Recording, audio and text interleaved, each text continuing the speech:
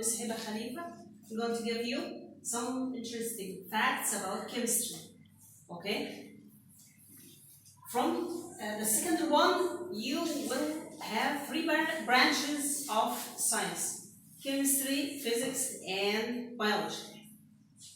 I am as a chemist. It's so fun to study chemistry. So, I'm going to give you some interesting facts about chemistry. Okay? For every video, I'm going to give you 5 facts and 1 studying technique that will help you, that make things easy. Okay? This day, we're going to talk about 5 facts about atoms. Okay?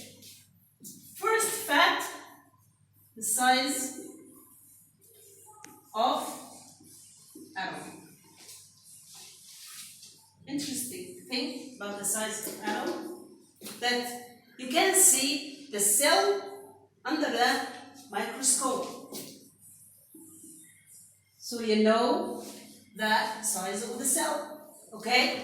But you can't see the atom under the microscope. So what's the difference between the cell and atom? I'm going to give you an example. The cell is like the size of all Egypt, and the atom is teeny tiny, it's like the size of a person. When you study measurements, you will know the difference between them. Whole Egypt, all the streets and the people and buildings and everything in Egypt is like the size of the cell, and one person like me is like the size of atom. That means if we are riding a spaceship and minimize ourselves like Ant-Man, we will take half an hour minimizing to get the size of atom. So the atom is teeny tiny, so small. Okay? Second fact, the structure of atom.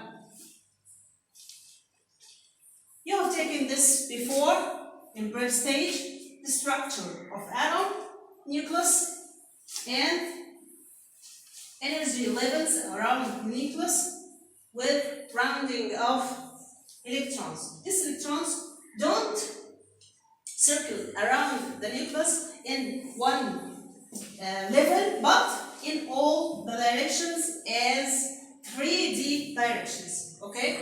The nucleus have protons, positive protons, and neutrons.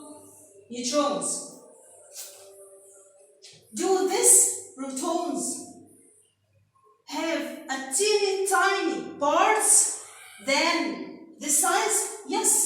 And you're going to take this in chapter 5. These protons and neutrons and electrons have teeny tiny pieces of it. Okay? Called the quarks. And you're going to take it in chapter 5. The electrons is in a negative charge. The third fact, before we're leaving the second fact, between the nucleus and the first electron, you have space here. Did you know that this space is the nucleus, like a golf ball, and the first electron is about 2 miles away? 2 miles means 3 kilometers. That means huge amount of space inside. The difference between atom and molecule. The molecule is made up of atom. Let's see an example. Molecule of water made up of 1 carbon and 1 oxygen atom and 2 hydrogen atoms. Sometimes the molecule is so small, like the salt, table salt, is NaCl. 1 sodium and 1 chloride. And sometimes the molecule is so huge that it consists of millions of atoms, like what? Like DNA. Okay, that's the difference between molecules and atoms. So the molecule is made of atoms. Okay. The fifth fact, fourth fact, that every atom and the molecule is moving, even if it is solid. What is the difference between the movement of solid, the movement of liquid, the movement of gas? If you are in your class, sitting on your chair, and you're moving, handing your backpack and taking some pencils, writing, reading, or so on. This movement, this motion inside your seat is like the motion of solid. If the brake bell rang and you hurry to the brake, your movement on the stairs and your colleagues is like the movement of liquids. And when you're running in the playground, this movement is like the motion of the molecules or the atoms of gas. So this is the difference between the motion of solid, the motion of liquid, and the motion of gas. And remember, everything in the universe is moving. And this is the most stable fact in the universe, that everything is moving. Okay? The motion of atoms. Last on the light is turned on in just a second. When you switch off the light is turning off in just a second. But the sun is rising in about an hour and a half. And the sun is setting in about an hour and a half. So this is the difference between the ionic bond and covalent bond. The ionic bond happens instantly, in just a second. But the covalent bond is so slow. Why is that? Allah is so nice with us, is so gentle with us. The covalent bond is almost in all organic compounds, or the compounds that deal with living organisms like water or carbon dioxide or so on. This kind of compounds deal with living organisms. So we can't take reactions inside our bodies in just a second.